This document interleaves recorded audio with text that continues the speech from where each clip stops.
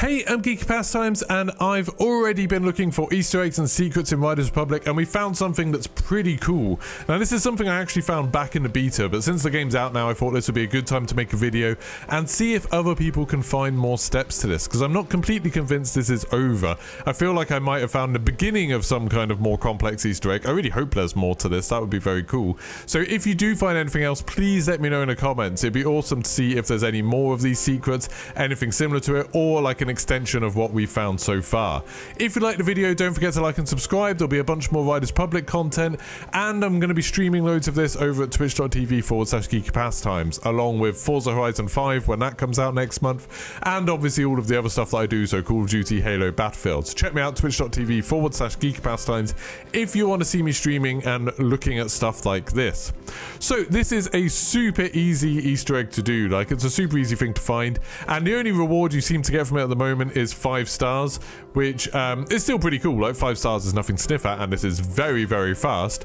But I still think there might be more. So basically, you go down to Canyonlands, and in the river, there's like a long island that you can see on the map here.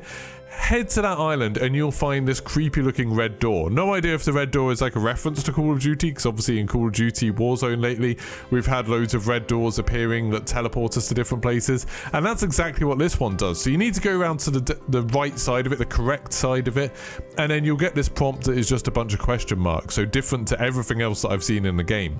If you interact with it, it will teleport you to this place that the first time you go to it, it refers to it as Gary's HQ, and Gary spelt with 2 R's.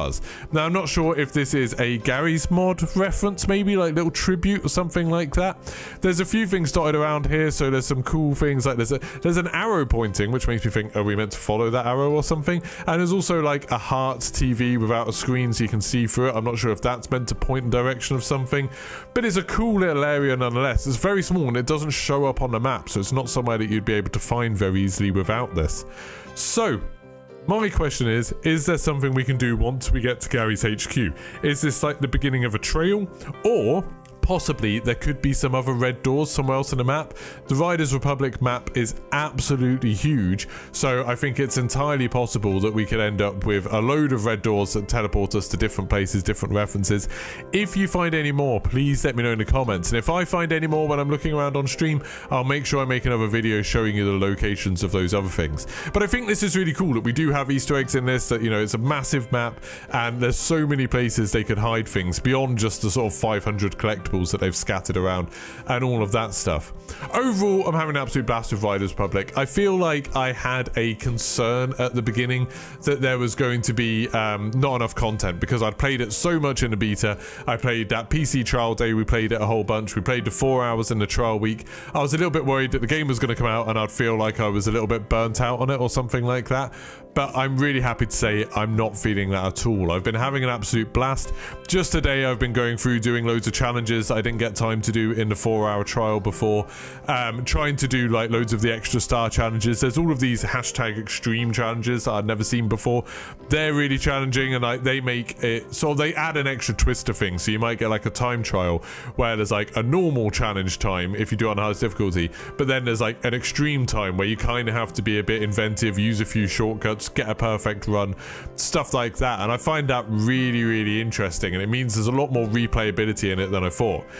Another thing that's really interesting about the finished release of this is that the mass races are so much harder now. Obviously in the beta, everyone was new to it. Like, everyone was trying things out for the first time. Lots of people were like crashing loads and things like that. Now, playing it on the morning of release, it feels like the sort of hardcore Riders Republic fans, the people who have played all of the betas, played as much as I have, are now playing it. And there's 64 people in the mass races now, which for some reason they turned that down to 32 for the trial week. Now it's suddenly so much harder to do well in the mass races. I was like winning more mass races than not before, and now I'm like struggling to get in the sort of top 20. It's really, really difficult, but again, that makes it a lot of fun, and because there's 64 people, that means there's a lot more collisions, so there's a lot more kind of random stuff happening, and that kind of chaos is stuff that I find really, really enjoyable. So yeah, if you enjoy this video, don't forget to like and subscribe. That helps me out a bunch and lets me know that you want to see more Riders Republic content, and that's obviously a big deal, because if you want to see more Riders Republic content, if this video does well, I'll be making as much stuff as I can, because at the moment, I would say this is my game of the year. Like, this is the game I am enjoying the most this year, which is absolutely incredible. So thank you very much for watching, and goodbye.